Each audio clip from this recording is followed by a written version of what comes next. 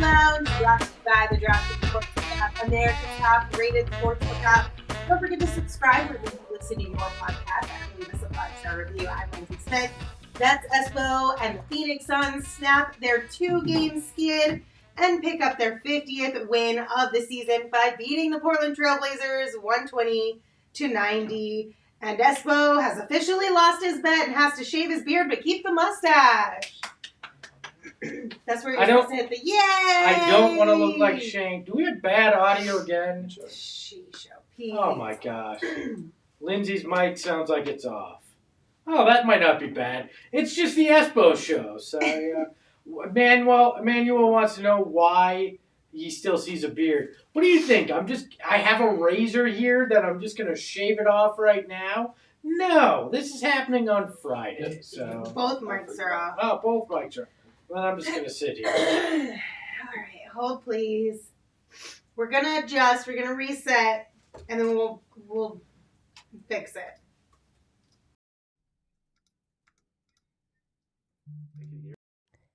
Yeah, but it sounds like you're underwater. Like you're hearing us from how about now? Shane's mic, basically, the producer's mic. Hey! Better? All right, we're going to start this one over again. Hold on, re-rack the intro. Yeah, start the music again. Let's do this the right way.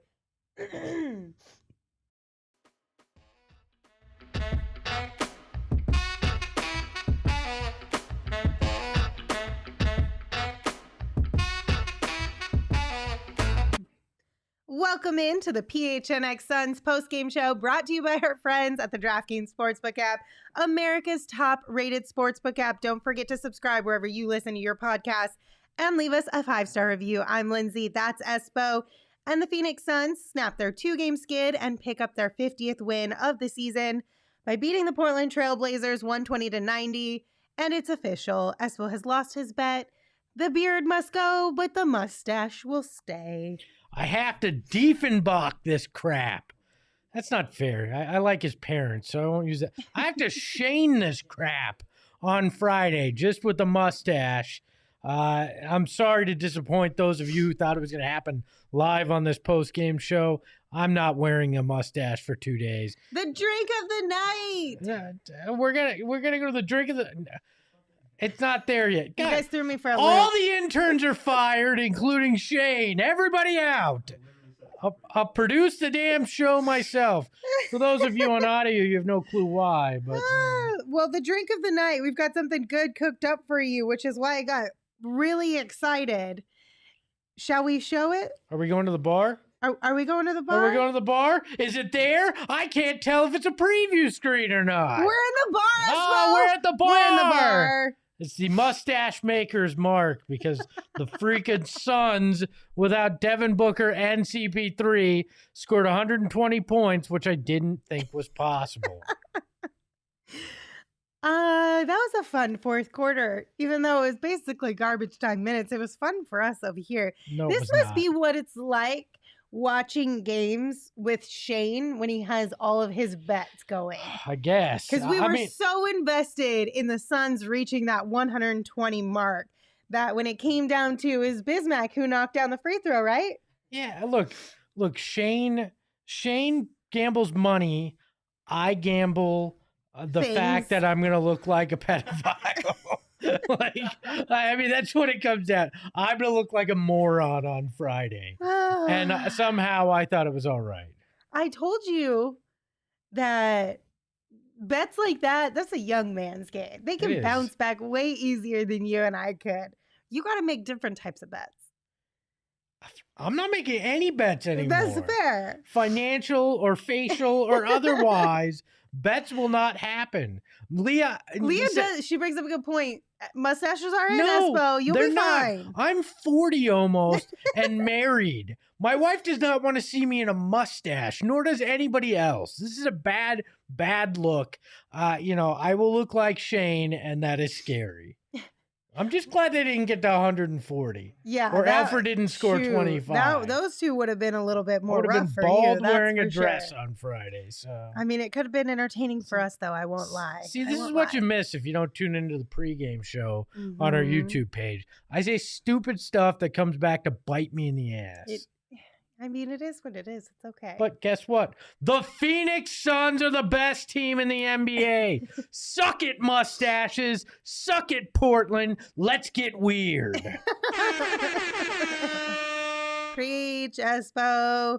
MCG Blue says it was nice to be quote unquote bored again with a blowout win versus the past 2 games. And yes, I agree. This was a really good game for the Suns overall, like team wise. So every single player on the team got some playing time and every single player scored. They shot 50% from the field. They had 32 assists, 14 steals. This was a good team win for them. Missing Chris Paul and Devin Booker, something that I think they desperately needed. Granted, I understand it was the Portland Trailblazers. Winnable game all around, regardless of who was suiting up for the Suns. But this is a good morale boost going into tougher games without your 2 all-stars. Oh, I mean, this was an everybody gets orange slices type of game when you look at it. I mean, even Elfrid Payton plays 5 minutes, goes 1 for 1 from the field. But yeah, the guys that we had earmarked that had to step up did just that. Deandre Ayton played like we can basically pencil Deandre Ayton in to play 18 and 8. Mikal Bridges had 15 on 6 of 9 shooting. Let's go down the list. See, tell me how close I got. In the pregame, we were throwing out some thoughts on. We weren't. You were, and I was doing the math as to where they were. I was throwing out what I thought each player could potentially grab tonight, points wise, to see like what our point total was, which led to the bet that Espo made. So DeAndre had 18. I had Cam, Mikal, and Da 20 points each. Okay, so you fell short.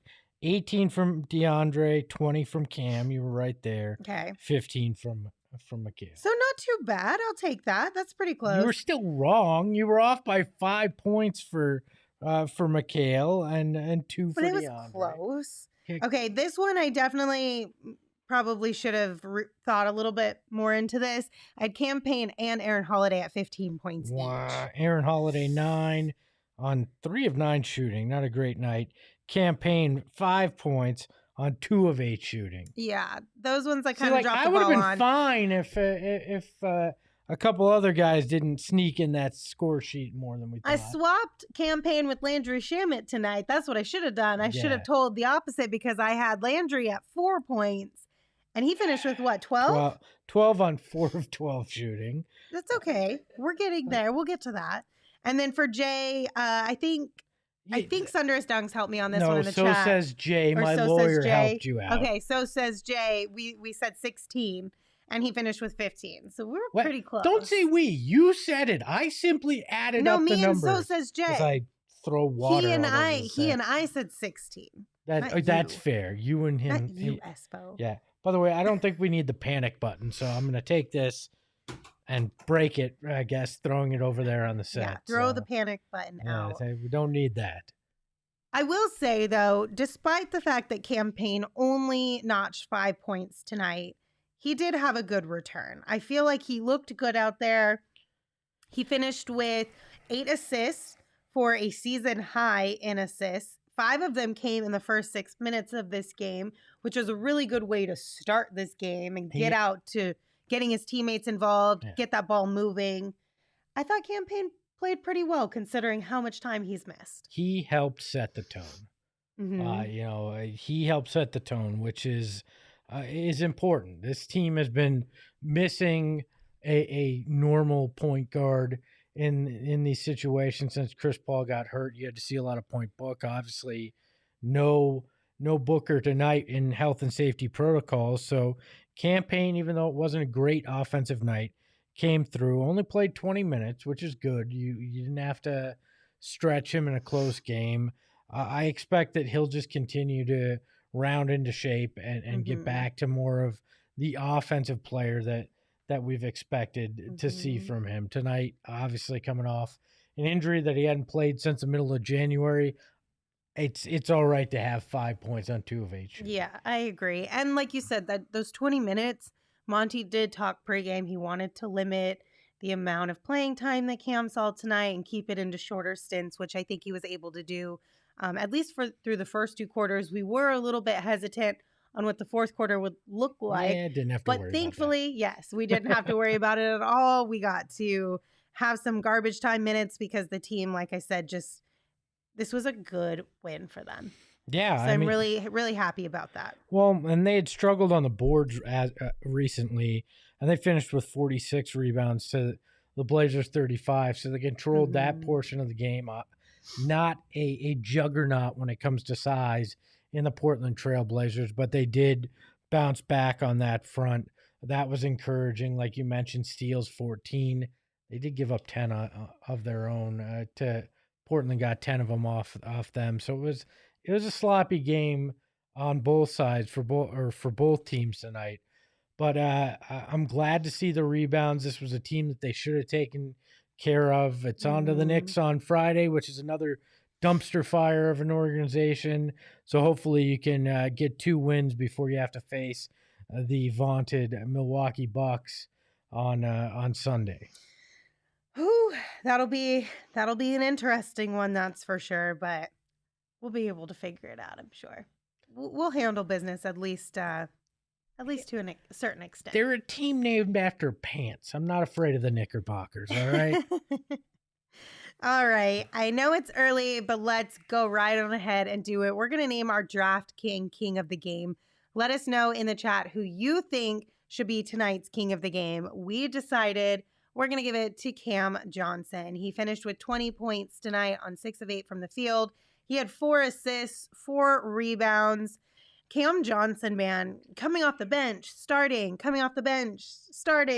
No matter what, Cam has been Mr. Reliable lately, and it's been really cool to see Cam kind of find that consistency. You buried the lead. He went 4 of 5 from deep. Hey, he was automatic behind the arc. So that was my favorite part of his game tonight. Again, should have been in that 3-point contest, but he's going out there and taking out his angst on his opponents there. Can we please put the crown back up? Sean said clean crown placement, and Leah asked if it was Emma. I think this is crap. This is not clean crown placement. That shit's going to slide off Cam's head. All right? Now you're just nitpicking. That shit's going to slide off Cam's head if it's really that way. It's too tilted to the side.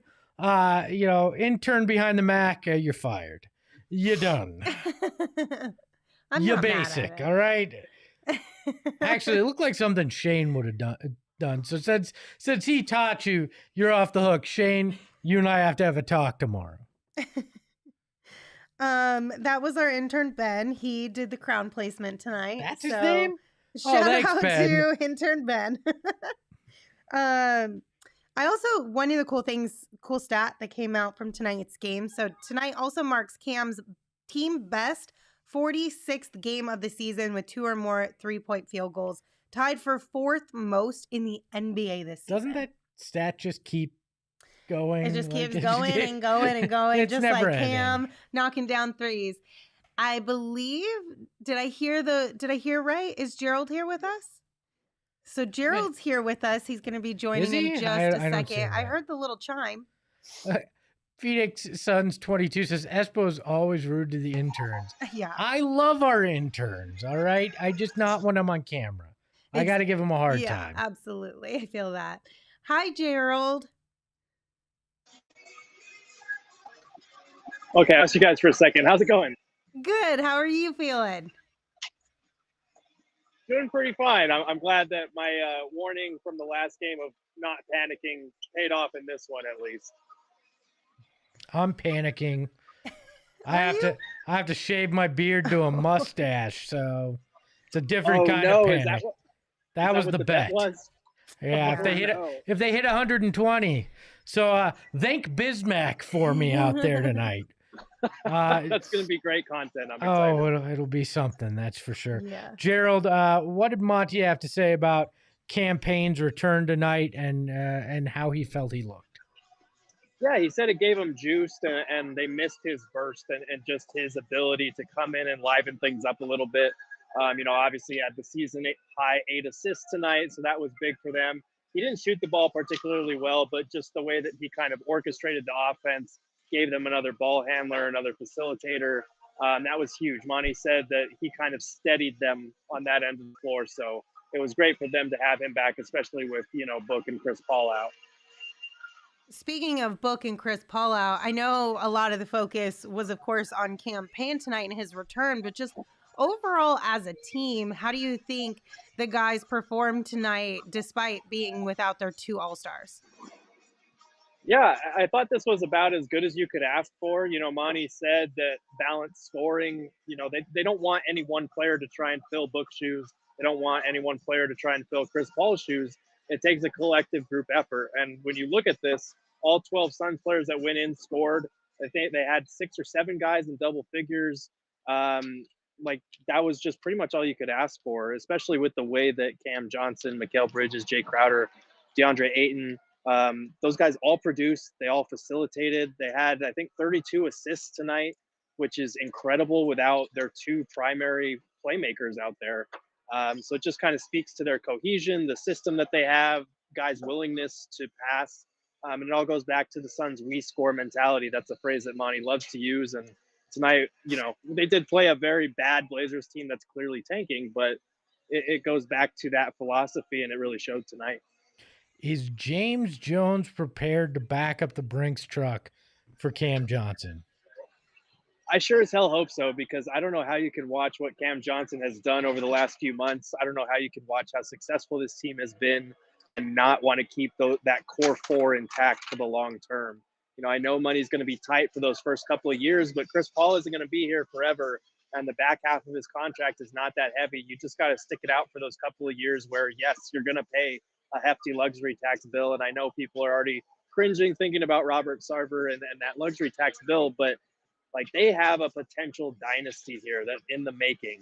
We don't know what the long-term solution is going to be at point guard after Chris, but between Devin Booker, Mikal Bridges, Cam Johnson, and Deandre Ayton for your long-term, that is a team that is at worst a playoff contender year in and year out for the next half decade at least. So you've got to do what it takes to keep that group intact and figure out the rest as you go.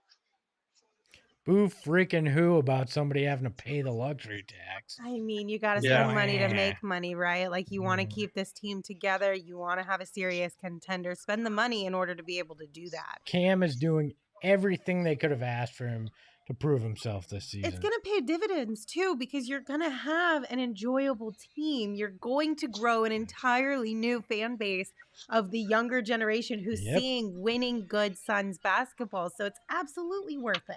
You're going to play the long game. You're going to make that money on the back end if you're smart. Anything else that stood out to you, Gerald, about what Monty said post game? Not really. I mean, I think it was kind of the elephant in the room that this wasn't the best Blazers team, but he really did like the way that they defended. They were trapping on pick and rolls because Anthony Simons was really hurting them early on. He didn't score the rest of the way, and he really liked the way their execution in that trapping scheme kind of improved as they went along. Just another example of some of the things that the Suns are going to try during this, experimental period where they have this big lead over everyone else in the rest of the league. They can experiment with a couple of different coverages, a couple of different looks on both ends of the floor, see what works, see what doesn't. And it's just a good way to put guys in positions where they might be more confident if they're called upon in a pinch in the playoffs or whatever it might be. So, this is all positive, especially if you can win by 30 and calm down a fan base that was panicking after 2 games. It's always a good thing.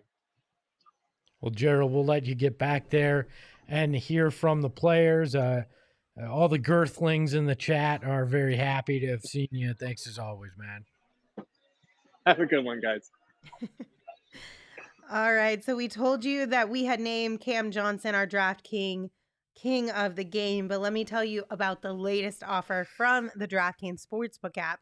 When Covington and Masvidal step into the octagon this Saturday at UFC 272, DraftKings Sportsbook, the official sports betting partner of UFC, has a knockout offer for new customers. So, Download the DraftKings Sportsbook app right now. Use promo code PHNX. Bet just $1 on the main event and get $100 in free bets no matter what. And we literally mean no matter what.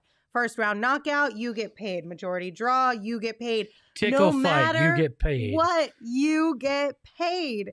So download the DraftKings Sportsbook app, use the promo code PHNX, and make a bet on the main event, just $1 to get $100 in free bets instantly. It is that easy. Both guys show up with mustaches, you get paid.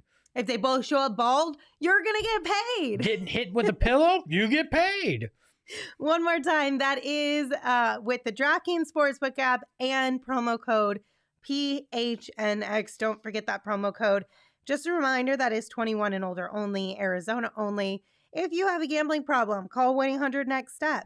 New customers only. Eligibility restrictions apply. Minimum $5 deposit. See DraftKings.com/sportsbook for details. So Gerald mentioned it. Do you, and then the chat is bringing it up too. How confident are you in all of this money situation that's going to come down? Let me be very after clear. the season wraps up. I do not give a shit what Robert Sarver has to pay to keep this team together.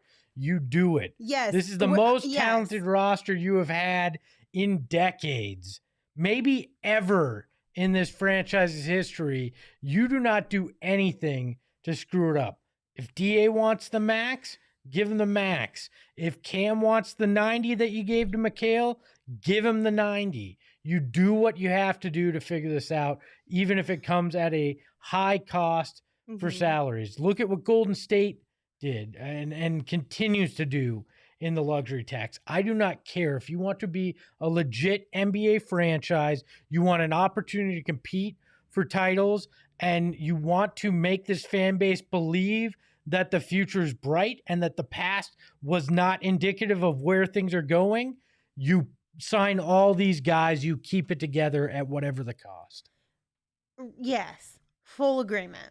But are you going to ask me to do math again? No, I'm asking what your confidence level is in Robert doing that. 0. Okay. 0 freaking percent. Well, that's not great. I have a feeling that I was hoping for at least like 50%. If I were to be confident, they would have signed Ayton last offseason, and we'd feel confident that Cam was going to get signed this offseason.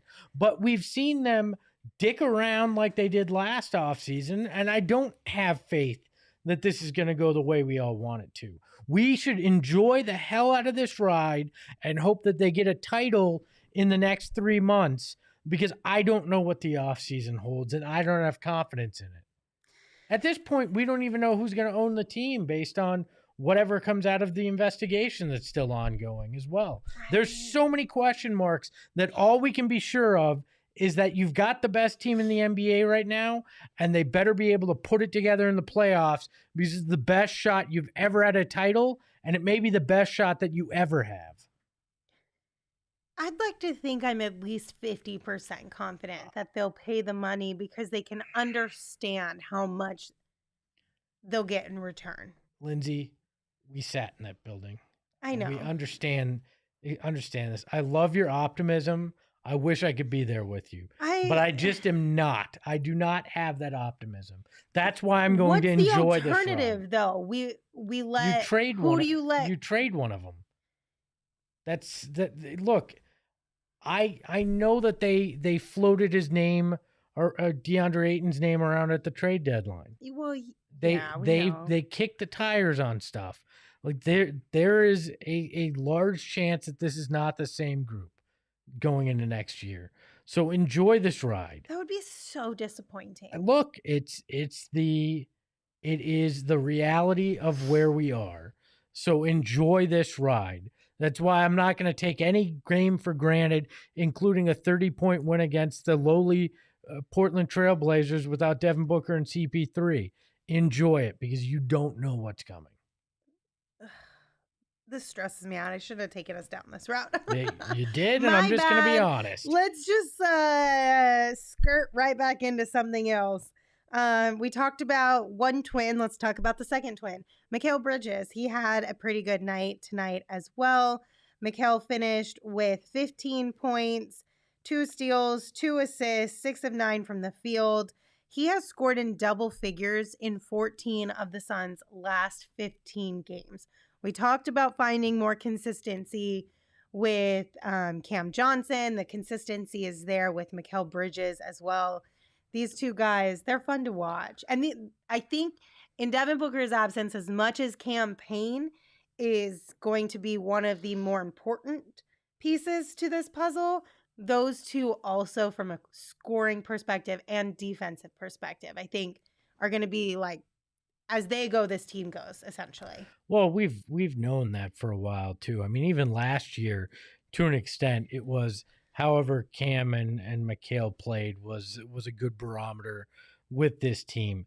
They have both stepped up in ways that we had hoped that they would. It took a little longer than we thought that it would going into this season, but Mikal has found his offensive stride. Cam, after a rough start to the year, has blossomed into what we expected offensively.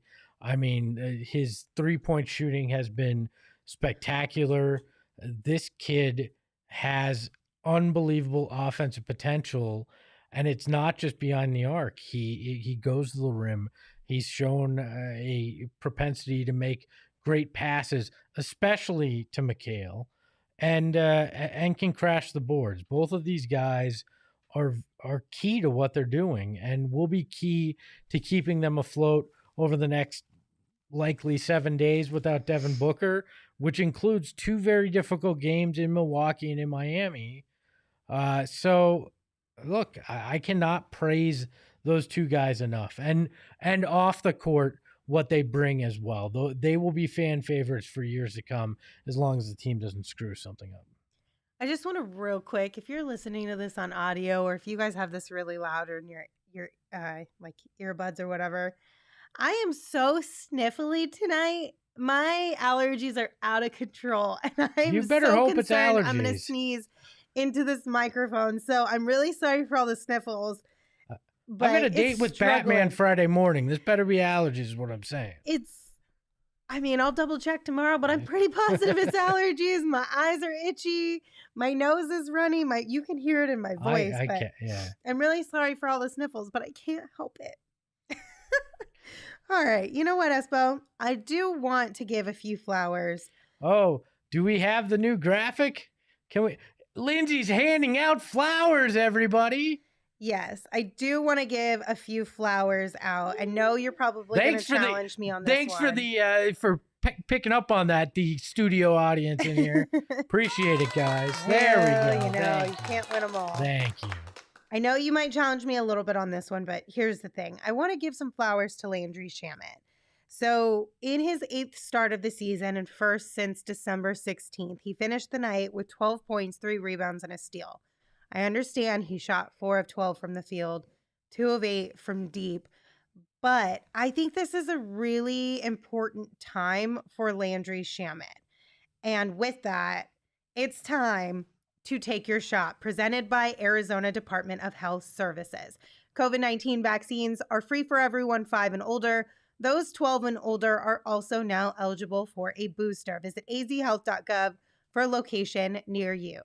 Landry Shamet, this is the time to take your shot. You're in the starting lineup. The team is without Devin Booker and Chris Paul. Take this opportunity to shoot yourself back into a rhythm. Find your confidence, work through the mental battles. Straight up, Landry Shamet, take your shot. Take advantage of this moment to kind of turn things around for yourself. Yeah, I mean, I think it's fair to give him praise. He hit some big shots. He did some things handling the ball tonight that we hadn't seen. It felt like he got some confidence back. He didn't make the shot, but he went between the legs multiple times and crossed up a Portland defender late in that game, got to the rim. Look, I want this guy to find his confidence, because if he starts hitting shots, that makes this team even more difficult to stop, and he may play his way into that playoff rotation. He's got an opportunity. He's never going to have a better opportunity than he has over the next week. Go out there and prove yourself, young man. Go show everybody. Honestly, go out there and shut everybody up. that's talked crap about you, that has questioned you, that has made jokes, present company included as well. Make sure to go out there and do it. Like, you get the opportunity to start like he did tonight. I assume he will until Booker comes back. Go out there and do it, man. Do it. COVID-19 vaccines are free for everyone 5 and older. Those 12 and older are also now eligible for a booster. Visit azhealth.gov for a location near you. The reason why I really want Landry to kind of take full advantage of this opportunity is because after shoot around this morning, Gerald asked him, like, hey, how are you feeling coming back from the injury? Are you kind of starting to, feel back into your rhythm and just comfortable out there? And he said the biggest thing is mental. It's finding the mental rhythm. And then you and I were talking about this earlier on today, just how much of a load Landry must be carrying, right? Yeah. And I don't want to make excuses for some of the play that Landry has shown or given us this season.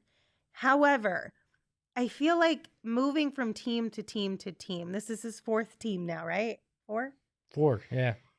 It's got to be a tough situation to be in, a tough kind of mental fog to break, to not have some sort of self-doubt. You know what I mean? Well, certainly.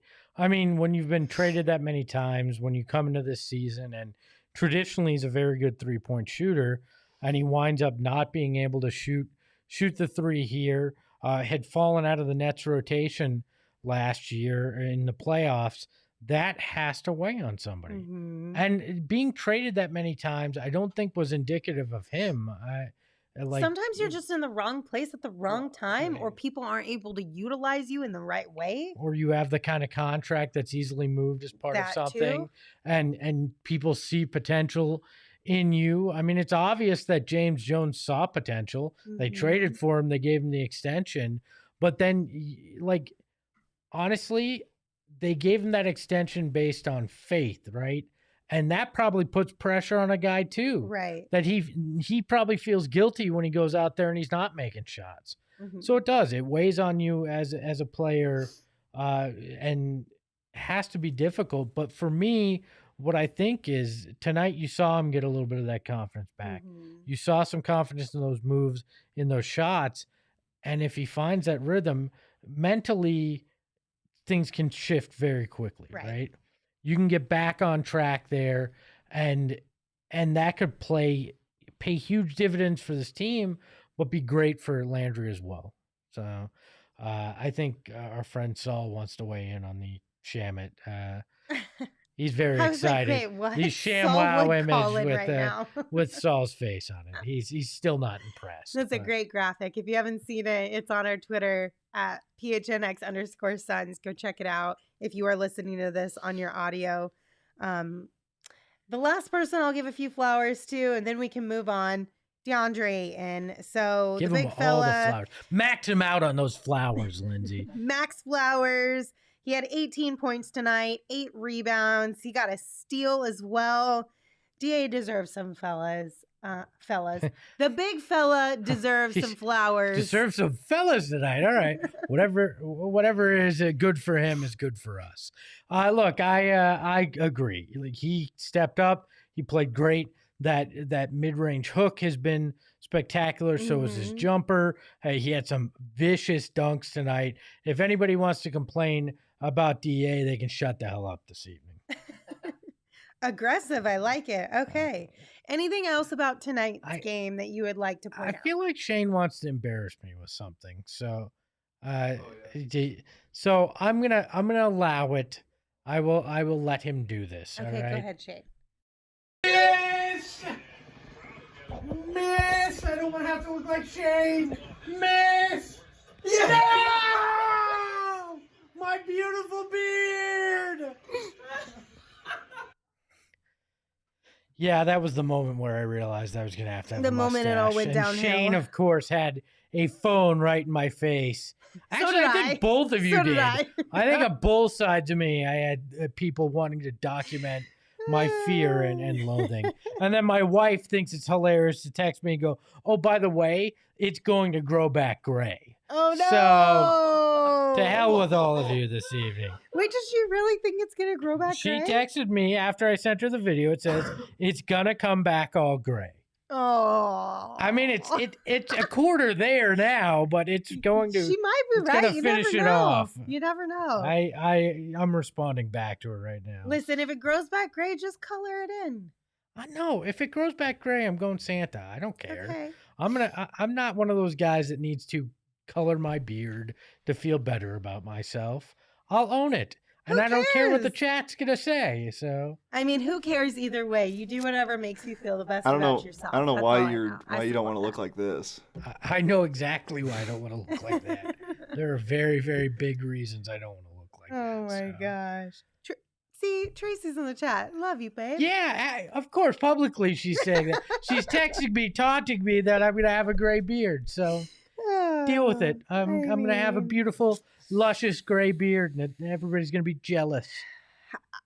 I'm telling you, we just need to start adjusting the type of bets that you're willing to throw out there. I will help you brainstorm some that are a little less aggressive, okay. baby. I'm okay. I'm just going to make dumb bets, and I'll pay him off like the man I am. So, all right. What other topics do we have this evening? So we're going to close out the show with two topics. The first one we're going to talk about, there was an Instagram post from Front Office Sports that shared a quote from Bill Simmons that said, quote unquote, "I have intel.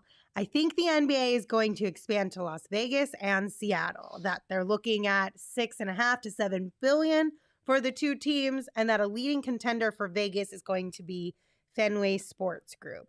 He also mentioned that he thinks LeBron James will be involved with the Vegas team whenever he does retire. I think Bill Simmons' source was logic. This just makes too much sense for the league. You know they're going back to Seattle because Seattle now has a building worthy of the NBA, and the league knows they screwed up when they let the Sonics go to OKC. And Vegas has been the mecca of summer basketball for years now. Summer League has become a massive event, basically the Comic-Con of basketball. So Vegas makes sense, and they didn't want to be the first league to go there. But the NHL did that. The NFL followed. Now there's no barrier for the NBA to go there. And sports gambling's been embraced by these leagues. So the NBA should be in Vegas. I love it. Gives the Suns another rival because that's another team 4 hours away, 4 or 5 hours away, just like the Lakers. I'm all for it. I welcome it. I want the high rollers and the Sonics in the NBA. Okay, not to put you on the spot, but you're gonna do it anyway. Yeah, of course. Seattle, would you just go Supersonics? Yes. Okay. You have to. You have to go Sonics. They left the colors and the name in the city. You go back. You take the history. I mean, the amount of vintage throwbacks that you would have with that would be so great too. It's one of those things that's almost like it's just too perfect to not take advantage. Give me the classic arch look. Give me everything about the old Sonics, and let's just dump them there. Just like the NFL did when Cleveland came back in the league. It was like, oh, we never left, except we did. That's the way the NBA should play this. We never left Seattle, except we did. So, what about Vegas? What's your take on what the Vegas team should be? Vegas should be the High Rollers. High Rollers is fun. Okay. I mean, multiple reasons why that works in the NBA. And, I like the Aces color scheme in the W, a little black, red, and gold. Go with that and bring it in. And I mean, there's a multitude of places they can play too. There's the T-Mobile Arena. There's another arena that I think the Madison Square Garden group's putting together that should be opening soon. They'll have quality venues that they can play at in Vegas. It makes too much sense. I'd do it next year if I could. Because financially, it's going to make up for any money that the owners lost in the pandemic. They're each going to get like a $200 million check right off the bat, which, some of them don't deserve it, but I think that makes it palatable. And you get a couple extra cupcakes in the league that you can beat up on for a little while. So there's a couple people in the chat. Howie and Otis said that They don't really think an expansion would be great. That it's already kind of watered down a little bit. The product is good where it's at. And then they bring up the idea of maybe moving a few teams. Howie said Pelicans and Magic. Do you think it's better to just expand, or do you think it's better to relocate teams that are maybe not doing as well in their market? Better to expand because you get the payday and you bring in deeper pocket owners who want these teams. Okay. Which is important.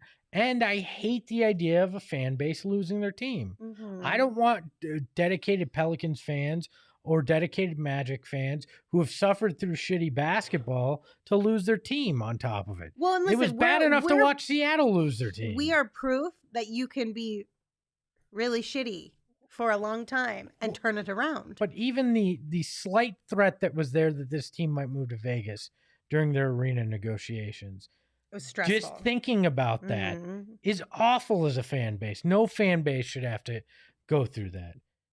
And unless it's the Grizzlies and somehow it ruins the fact that they can be the Suns' rivals for the next decade. No, I'm kidding. Memphis doesn't deserve to lose their team either. You know, no team, no fan base other than Lakers fans deserve to lose their team.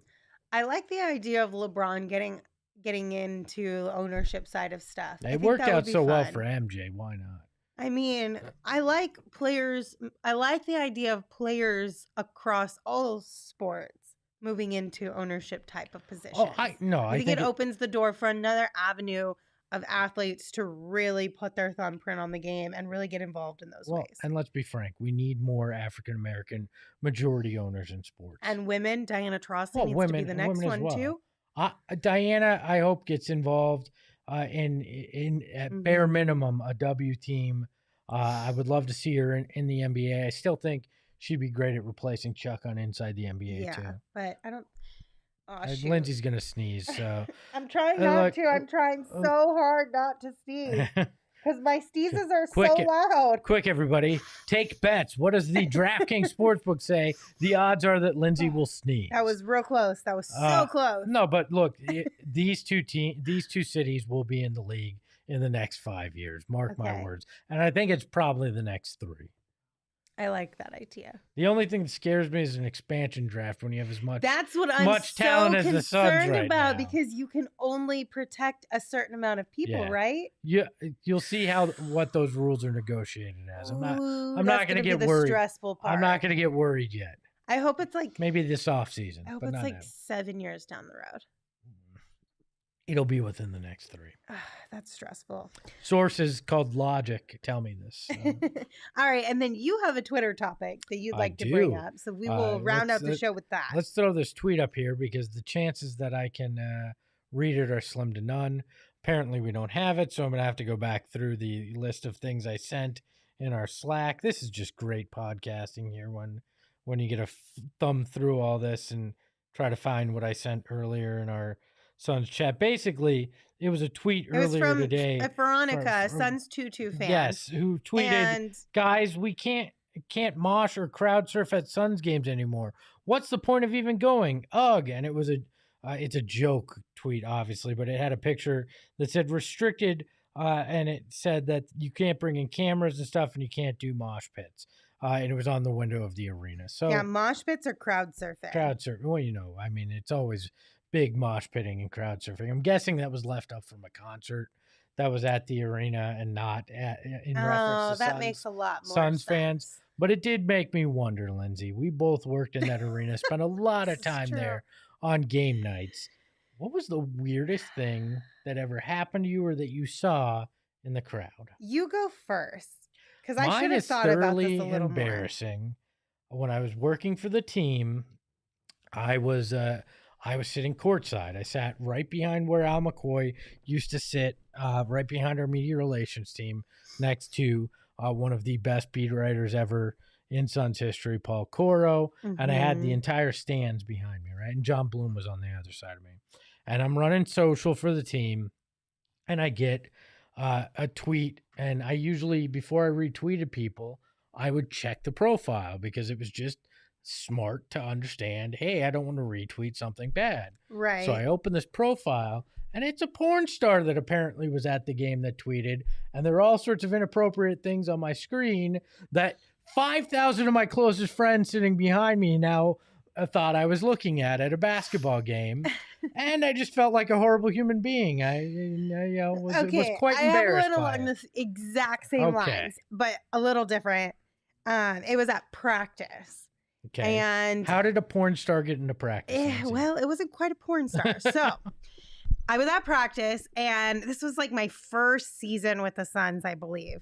And all of us in the media were in the same area. We're kind of like chatting, hanging out, waiting for players to finish up and come over and start talking with us. And I've got my phone out just like in my hands like normal. I don't have a privacy screen on my phone or anything because there's nothing on my phone that I'm like trying to keep hidden. I was still on Snapchat at this point in time. Oh, I know where this is going. Yes, exactly. I went to a Snapchat that I got randomly, didn't think anything of it, opened it up. It was an inappropriate picture. I immediately swiped away, but I know the guys around me all saw it. And I literally turned around and apologized to them. I was like, listen, I just got an unsolicited DP. I'm really sorry if you guys all saw it. Please rate your boys better if you have got a them. Dan Patrick in your... I did. I was like, how rude. That is just... Who sends Dan Patrick to somebody that hasn't requested it? It was so bad. I was so embarrassed because I know they saw it. They all acted as if they did it. And I was like, thank you guys for that. But also like, I already feel some type of way. Every person who gets unsolicited pictures of that nature, I'm sure when your stuff popped up, you were like, oh my God. Like, yes, completely shocked and not in a good way. I had 5,000 people behind me. Yeah. Yes. And so it's the worst thing. So that, I guess that's not the same, but it's different, but the same. I don't know. Yeah. Yes. No, because that's more of a violation for you. Mine was just, I clicked on what was sent to the team account. Yours was, that person is a horrible person. Let's make that clear. But I'm sure the feeling was very similar, where you were just like mortified that people around you would be able to see something like that, thinking it was something you were up to. And it was not. I mean, after I read some of those reports, now I realize I might have gotten promoted if other people saw it. But anyways. Oh, man. Oh, my God. All right. Yeah, I said it. I own it. It's late, okay? Oh, all right. Well, I'm clearly struggling over here. Sneezing, coughing, itchy, watery eyes, you name it. So I'm ready for bed. Espo, is there anything else you want to sign off with? No. Okay, cool. Great. We're going to be back tomorrow. We'll be live at 2 p.m. right here on our YouTube channel. It will be come hang out with us. Farewell party to my beard. Yeah. So come join us. Plan to be there live so that you can hang out with us in the chat and talk with us through that. But of course, if you can't, you can always listen anywhere that you get your podcast. Until then, you can follow me on Twitter at Lindsey Smith AZ. You can follow Gerald at Gerald Bourguet. And you can follow Espo at Espo. Espo, take us home. Just remember, if you get an unsolicited Dan Patrick, it's not always the big show. Ahoy, hoy.